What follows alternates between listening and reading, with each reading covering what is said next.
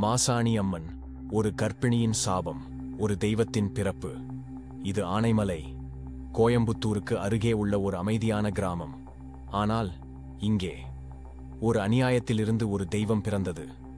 ஒரு காலத்தில் இங்கு ஒரு கொடூர மன்னன் ஆட்சி செய்தான். அவன் ஒரு கட்டளை போட்டான். அரண்மனை தோட்டத்தில் பழம் பறித்தால் மரண தண்டனை. ஒரு கர்ப்பிணி பெண் பசிக்குத் தவித்து ஒரு மாம்பழம் பறித்தாள். அவளது நிலை புரியாமல் மன்னன் அவளை கொன்றுவிட்டான். அவளது உயிரோடு வயிற்றில் இருந்த குழந்தையும் இறந்தது. ஆனால் அவளது சாபம் மட்டும் உயிருடன் இருந்தது.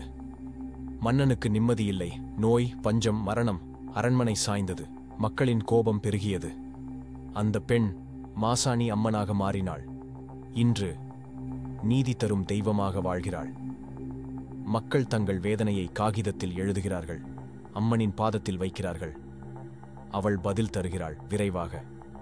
அவனை பாதித்தவருக்கு தண்டனை வேண்டுமென்றால் மிளகாயை அரைப்பார்கள். அது கோபத்தையும் நம்பிக்கையையும் கூறும் பிரார்த்தனை. ஒரு கர்ப்பிணியின் கண்ணீர் ஒரு கோயிலில் தெய்வமாக மாறியது. அவள்தான் மாசாணி அம்மன். வீடியோ பிடித்திருந்தால் லைக் பண்ணுங்க, உண்மைகளை மறக்காமல் ஷேர் பண்ணுங்க. இன்னும் கதைகள் தெரிஞ்சிக்க சப்ஸ்கிரைப் பண்ணுங்க.